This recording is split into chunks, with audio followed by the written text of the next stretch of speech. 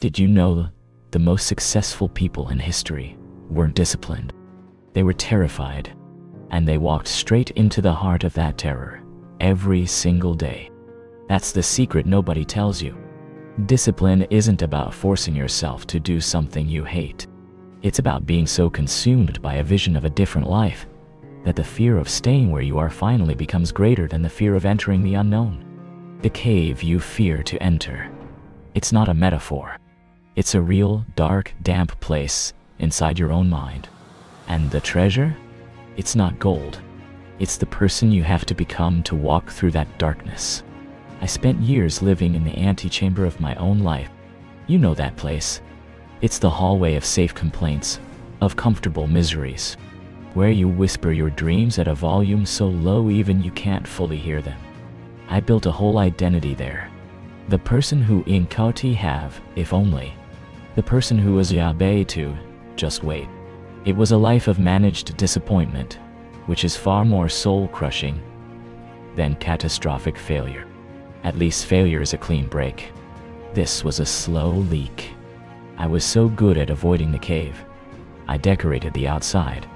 I made my avoidance look like prudence. My fear looked like wisdom. My paralysis felt like patience. But in the quiet hours, the truth was a dull, constant ache, a whisper. You are living the wrong life. The turning point wasn't a lightning bolt. It was a slow, suffocating realization that the walls of that antechamber were closing in, that my comfort zone was becoming a tomb. The pain of staying the same, finally,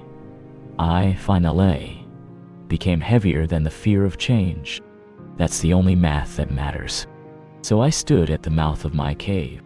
For me, it was the terrifying void of creative work, of finally making the thing that was in my heart, with no guarantee anyone would care.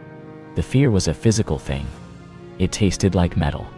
It said, "Who are you to try? You will be exposed. You will fail. Better to stay here, where it's safe and known." Yeah, but I took a step in. Just one. Not a leap. A step. And the darkness swallowed me. This is the part they skip in the stories. The treasure isn't just sitting there. The cave is a labyrinth. You get lost. You stumble. You sit in the pitch black and weep, convinced you've made a terrible mistake, that the outside, even with its managed disappointment, was better. This is the suffering without drama.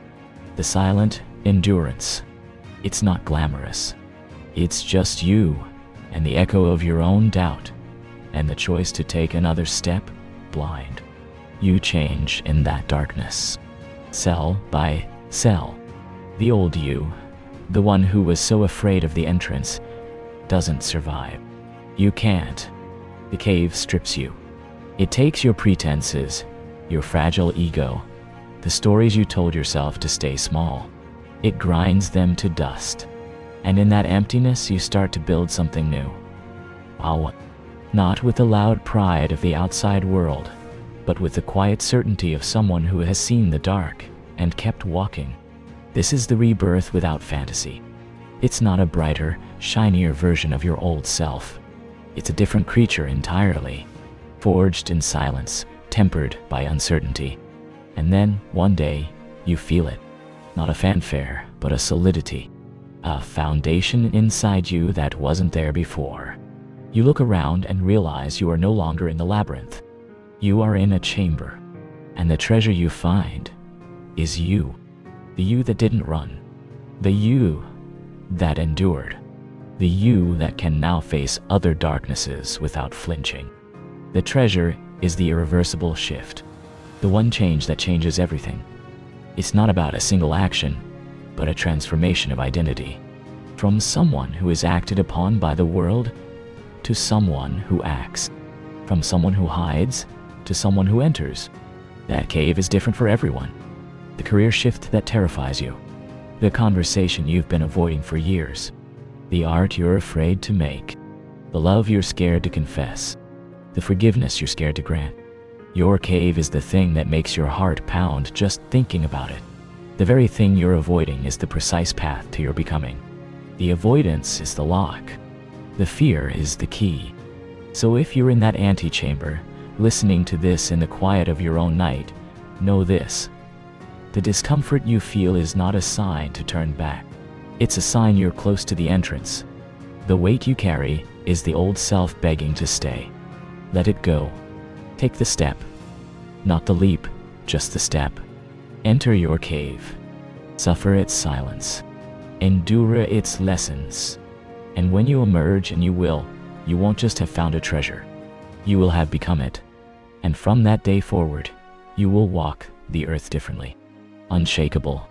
Knowing that the deepest darkness holds the truest light. Your light. Just keep going. Keep building. Make your one change.